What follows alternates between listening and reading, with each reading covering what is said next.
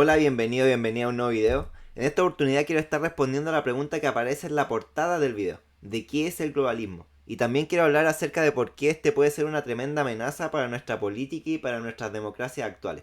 Para esto me voy a basar en el libro de Agustín Laje que se titula precisamente Globalismo, que es un libro que leí hace un par de meses y la verdad me parece que explica muy bien lo que es el globalismo como concepto, las instituciones que lo conformarían, cómo operaría este en acción y cómo se puede terminar convirtiendo en una amenaza para la soberanía de nuestras naciones y para el orden social en general. Y lo primero que tenemos que entender es que el globalismo no es lo mismo que globalización, que es algo que precisa Agustín Laje en la introducción de su libro. La globalización ha sido un evento de carácter económico, que se ha ido dando durante las últimas décadas, donde hemos visto cómo el mercado se ha ido transformando en un fenómeno de carácter global. O sea que hoy en día las personas pueden comerciar con otras personas de diferentes partes del mundo, prácticamente de todo el planeta, y eso es lo que se considera principalmente como globalización. O sea que la economía ha dejado de ser algo local, sino que ahora ya el mercado abarca todo el planeta prácticamente. En cambio, el globalismo no tiene que ver con lo que se transa, con lo que se intercambia como bienes o servicios, sino que tiene que ver con algo de carácter político. O sea, esta idea de que debería haber un gobierno de tipo mundial, llamémosle. Y vamos a pasar a ver cómo es que define Agustín Laje el concepto de globalismo, que dice así. Con esta palabra, con globalismo, se quiere indicar la novedad de un régimen político que convierte la totalidad del globo en su entorno de operaciones y que se consolida mediante la sustracción de la soberanía nacional en favor de entidades supraestatales. El globalismo se institucionaliza en organizaciones que, por definición, no tienen ni patria, ni territorio, ni pueblo. Y Agustín Laje precisa que estas instituciones pueden ser de carácter público, de carácter privado, pero que en su mayoría son como instituciones híbridas, como que mezclan lo público y lo privado. ¿Y cuál es la idea que se encuentra detrás de este concepto del globalismo? ¿Por qué ciertas personas tienen la convicción de que debería haber un gobierno global? Bueno, se basan en la siguiente idea. En el actual momento de la globalización, el mundo debería ser gobernado por instituciones de carácter global. O sea, hay personas, las que conforman ciertas instituciones, que piensan que como la globalización ha traído ciertos problemas, o que según ellos ha sido la globalización la que ha traído estos problemas, debería haber un gobierno de tipo mundial para afrontar esos problemas. O sea, como ya si la globalización es algo que sucede en todo el mundo, la economía está abarcando prácticamente todos los países, o sea, ¿por qué no podría haber un gobierno que controle los problemas que esto genera? Esa es como la idea que está detrás del globalismo. Pero vamos a pasar a ver por qué esto puede tener problemas y por qué puede ser una tremenda amenaza. Yo enumeré un par de puntos de los que quiero hablar aquí para guiarme. Y el primero tiene que ver con la pérdida de la soberanía nacional. O sea, esta idea de que deberían haber organismos supraestatales se puede resumir en que nuestro Estado, nuestros gobiernos dejarían de tener peso. O sea, estarían ahí como organismos que se van a encargar de implementar en nuestro país las ideas o las agendas que vienen de esos organismos supraestatales.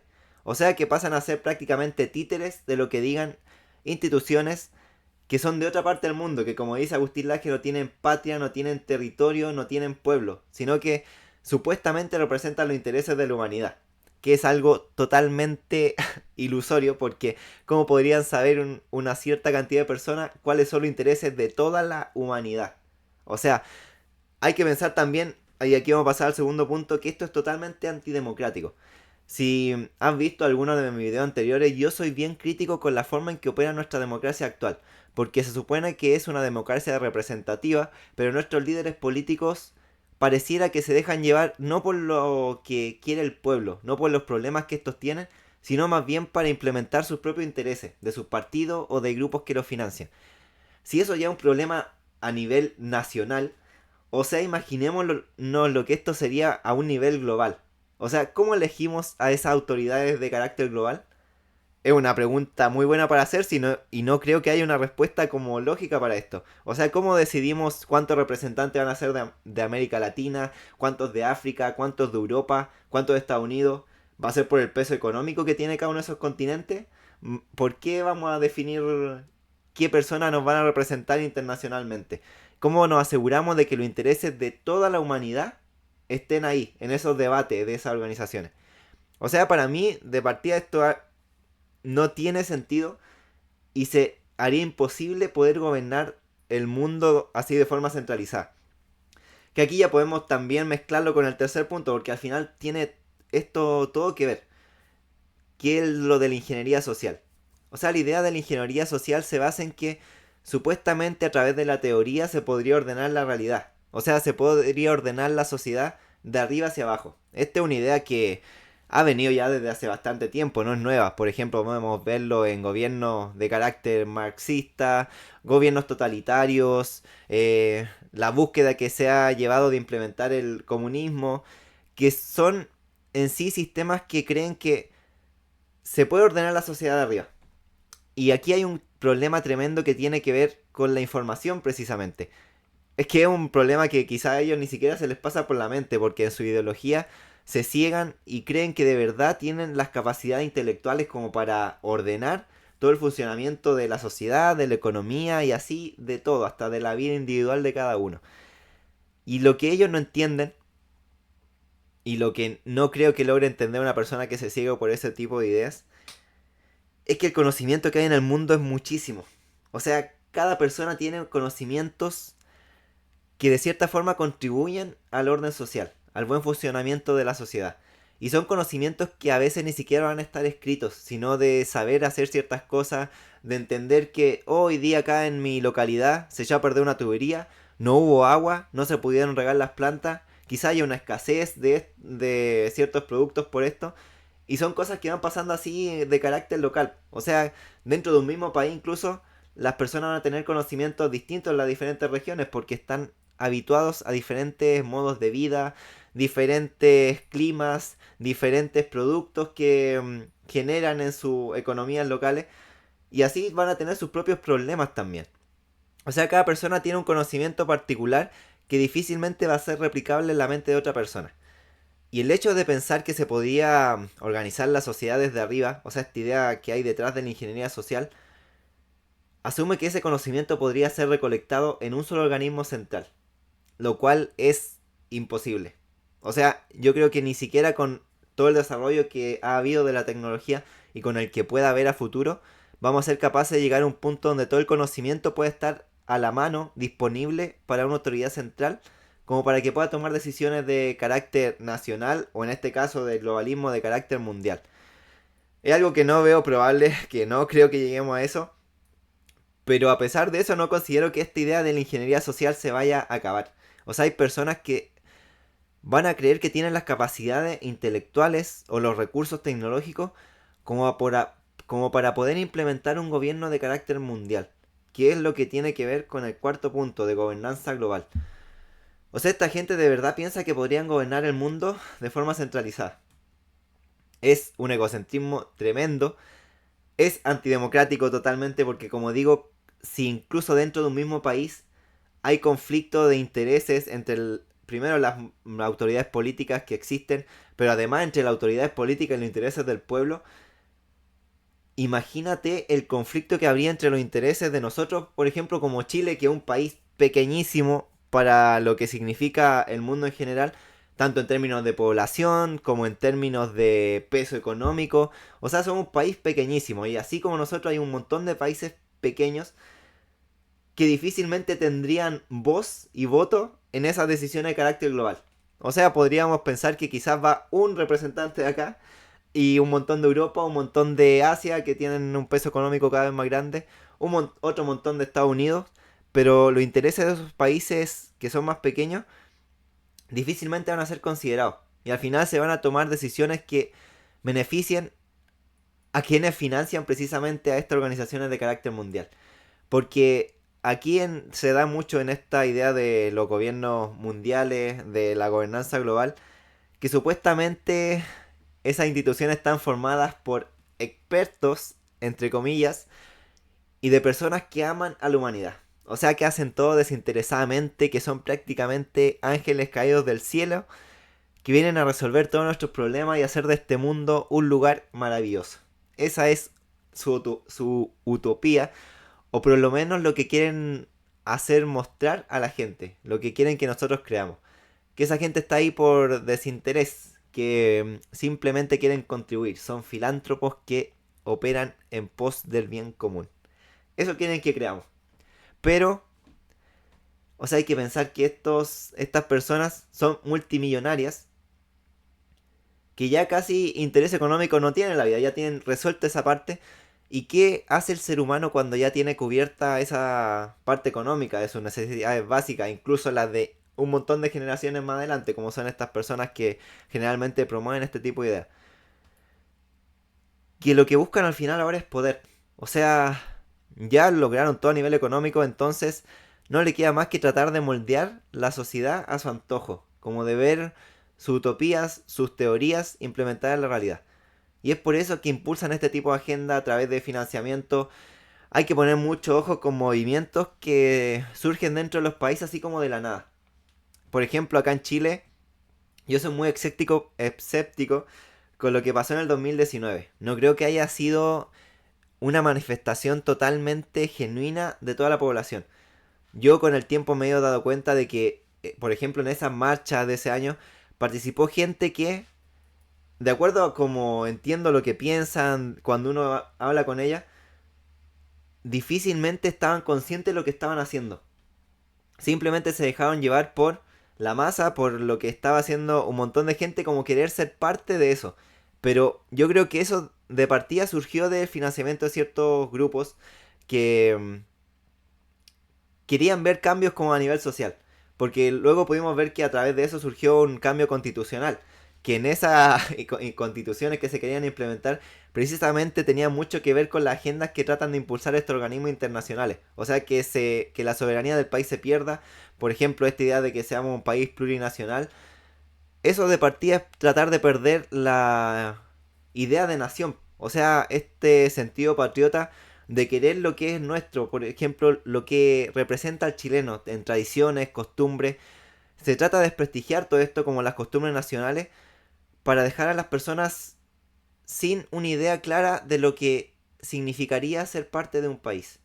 Entonces, con la gente cuando tiene lavado el cerebro, entre comillas, de esa forma, se hace mucho más fácil implementar agendas de carácter global porque no hay una identidad nacional. Y ojo, que con esto que de identidad nacional, no quiero decir que como porque uno sea chileno, porque uno sea argentino, porque uno sea brasileño, uruguayo, estadounidense, canadiense y así de cualquier nacionalidad, debe estar en contra de la gente de otro país. No tiene nada que ver con eso, por si acaso. Una identidad nacional solamente significa que comparte ciertas costumbres y tradiciones, hay ciertos valores que te unen y que por lo tanto, cuando te encuentras con otra persona de tu mismo país, tú entiendes que tienen una historia común y van a haber cosas en las que sean bastante parecidos. Lo que no significa, recalco nuevamente, que vaya a estar en contra de otra persona simplemente por ser de otro país o por tener otras costumbres. Sí, esas costumbres pueden chocar de repente, pero eso no va a significar que odiemos a la gente de otro país. O sea, podemos convivir en paz lo más bien. El tema es que no debemos permitir que vengan organismos de carácter internacional a querer que todos los países, todas las naciones tengamos las mismas costumbres, nos rijamos bajo los mismos valores, que pasen a llevar todo lo que tiene que ver con nuestra cultura, con nuestra identidad nacional, y que quieran como uniformizar a la gente de todo el mundo. Por ejemplo, cuando fijan objetivos de carácter mundial, ¿son esos objetivos realmente aplicables a todos los países? O sea, para mí al menos no. Porque hay países que están mucho menos avanzados que van a tener prioridades muy diferentes a lo que podrían tener esta gente de esos países que ya, entre comillas, tienen resueltos los temas económicos, de pobreza. Hay cierto orden en su interior, como en el funcionamiento de su sociedad. Y esas personas entonces actúan bajo ese sesgo. Van a tomar las decisiones, van a plantear objetivos en base a lo que se vive en su mundo. Que precisamente como son multimillonarios, o sea, van a estar alejados de lo que vive la mayor parte de la población mundial. Y estos representantes de los intereses de la humanidad van a querer fijarnos sus objetivos. Y luego nuestros estados, como si se llega a concretar esta idea de globalismo, van a ser simplemente títeres, como dije en un principio. Que van a estar como administrando el país en base a ese objetivo, verificando que acá se cumpla. Cuando en realidad podrían estar atentando contra el propio bienestar de la gente que representa el país. Es por esto que, como digo, hay que estar muy atento. Afortunadamente todavía no se da esto de que lleguemos a algo así. A mí, si me preguntan, no sé, igual me da como un poco de miedo el pensar que podamos llegar a un punto donde seamos gobernados por un gobierno de carácter mundial. Lo que me da miedo principalmente es que también lo veo posible, como por el desarrollo de la tecnología y también por el hecho de que la gente está muy en el momento, como que se preocupa demasiado por sí mismo. Estamos en un... Yo creo que es de los momentos más narcisistas de la historia, o sea, donde las personas también a través del propio uso de la tecnología de redes sociales asumen que su diminuta realidad, su diminuto mundo es todo el universo. Se ciega ante las otras visiones que podría tener otra gente o ante las diferentes realidades que pueden vivir las personas.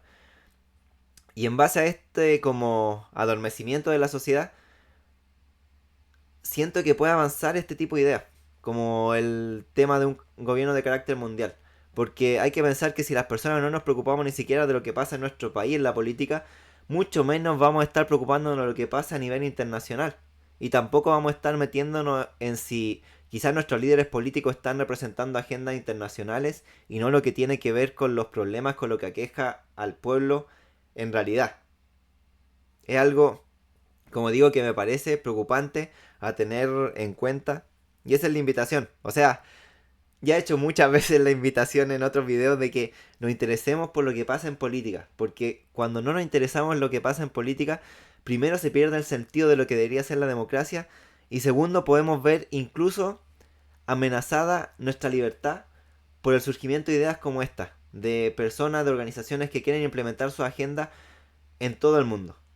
Hay que estar atentos y esto se logra a través del conocimiento, de la difusión de este tipo de ideas, del debate, en el día a día, cuando tú te juntas a conversar con tus amigos de cualquier tema, también das el tiempo de preguntarse qué está pasando en el mundo, qué está pasando en la política. Parte de nuestro deber como ciudadanos debería ser preocuparnos por eso también, sobre todo en años de elecciones o cuando se definen cosas importantes, pero debería en realidad formar parte de los hábitos, por ejemplo, diarios, semanales de un ciudadano. Preocuparse de lo que está pasando en el país, de las decisiones que se están tomando. Porque si no podemos darnos cuenta que se van a tomar decisiones que van en contra realmente de lo que nos interese. Y para cuando nos demos cuenta probablemente las leyes ya estén creadas y sea demasiado tarde como para reaccionar, como para hacer surgir nuevos liderazgos que puedan representar realmente lo que le interesa a la gente, al pueblo que, que conforma un país. Así que bueno, lo dejo hasta aquí. Muchas gracias por llegar hasta este punto. Suscríbete al canal si quieres seguir viendo más contenido como este. Y nos vemos en una próxima si la vida lo permite.